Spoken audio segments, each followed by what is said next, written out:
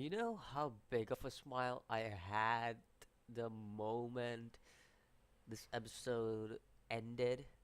Like I'm not even joking that this was one of the coolest moments I've seen in Banana Fish, the ending of this episode. So really, really good. Now, let's talk about this episode in divisions because there's a lot of stuff that needs to be covered, plus a lot of stuff that I personally want to give my thoughts on and what could happen through this and what I see happening. So, let's talk about the opening. I really love the opening. Like, the way Ash just enters in and he's like, wake me up after 2 hours. It's like, ah, that's funny. That's just funny. Like, straight up funny. It's like, wow. And then when AG wakes up Ash and, like, everybody is like, oh, we're scared of Ash. Dude, that shit was funny. I'm gonna say, I was really, really having a great laugh when watching that. Because, to be honest, I've not seen Banana Fish be funny at all. Like, I don't know if there might be a moment here and there where it could have like had those fun moments, but to be honest, I haven't seen Banana Fish give me a comedy relief like any time. But this episode more or less gave a lot of comedic reliefs, and I really enjoyed it. And it was for once, for once this wasn't a dark episode. That's what I could say. For once, it wasn't a dark episode where somebody is trying to molest somebody, somebody is trying to kill somebody. Like, it wasn't a dark episode for once. I'll actually give like props to it. Like how they changed a mood while at the same time keeping a dark humor theme out there. Like, still, they changed the mood completely to give a really lighthearted episode, but at the same time, there was a dark theme in this episode, and that was what I really liked about this episode. Like, it wasn't something about just it's just an episode that shows even if you keep it light, this is a dark series. Like, it's not gonna be a simple thing to change up, even if it's gonna be a light episode. So the reason I say that is, I'll like to get into that later on, but let's talk about Ash and his leader, how AG looks at him like, and he's like, whoa, he's a complete leader, and he has these men that respect him, fear him, and basically he has absolute authority on them. Yes, that is true. Ash. These men, they are not. Ash is not any bonded with these men with like respect, fear, or just have absolute authority on them. But also, through what I see, Ash considers these men his friends. Like, that's a very clear thing to see, and that is one of the main things when you are a leader.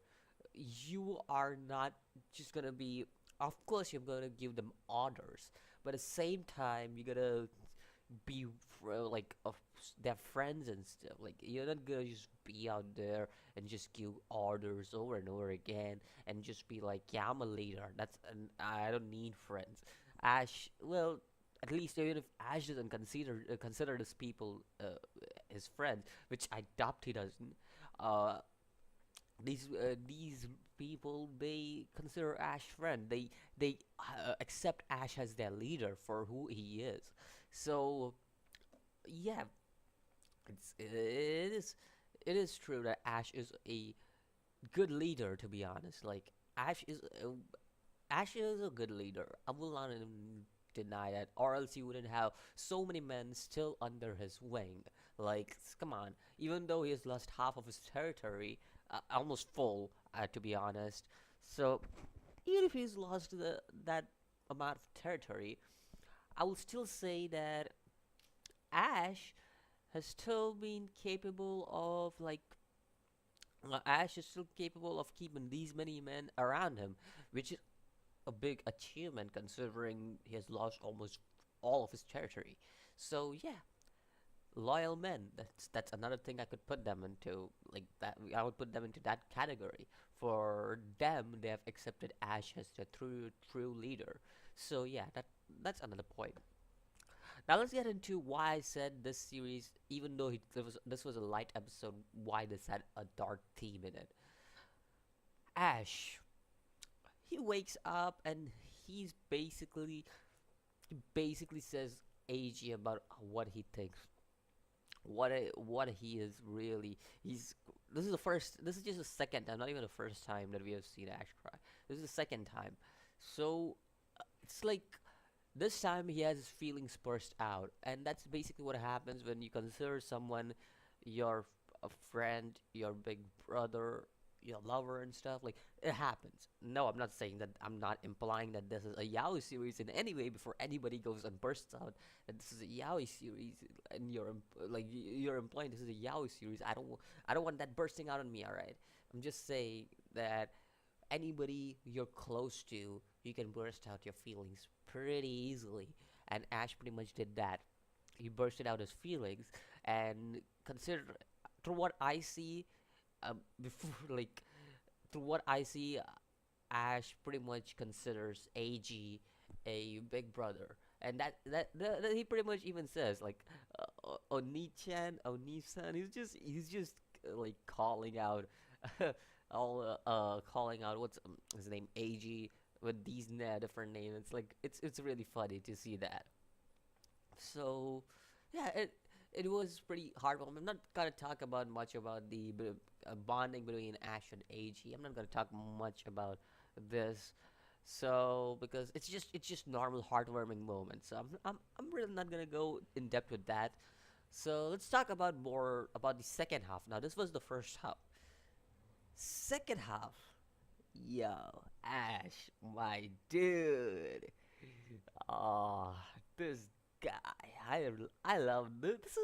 This is one of the serious reasons why I love this character. Like, it's not only his origins and backstory, but it's also, this is one of the reasons, because he's not just a cold-blooded killer, but he's really smart. And I've said this over and over again on this channel that I love characters that are really intelligent. Like, I'm a huge fan of these characters that are really intelligent. And my second favorite all-time character is Shinichi Kudo from Detective Conan. Oh, I think so a lot of people would watch that series now because it's over 900 episodes. So I don't think a lot of people watch it, but I do still, and I really enjoy the series. So it's just me who loves mystery and stuff. So it's just my genre. So yeah, reasons why I really like Ash's character, because not only like a he's not only a cold killer, but also a very smart person, just in general. So that's what we got from this episode, and how Ash basically hacked into the Dio.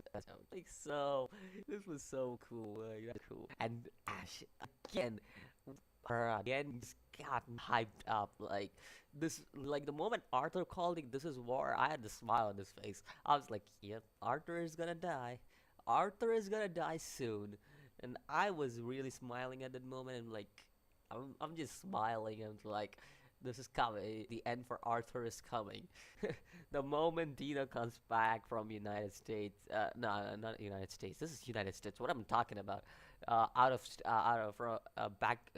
Jesus, I'm losing my words. Sorry. The moment Dina comes back to the States, he's gonna be like, "Where's Arthur?" And one of his men is gonna be like, "He's dead." That's basically what it's gonna be like.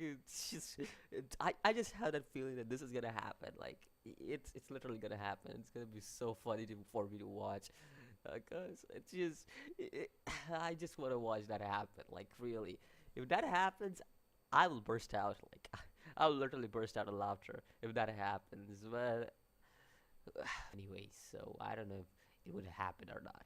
So yeah, in the end, even though there is no action in this episode, or really there isn't much to go through with the action sequences in this episode. I still like this episode very much, like because of how this episode light theme and yeah kept it really dark.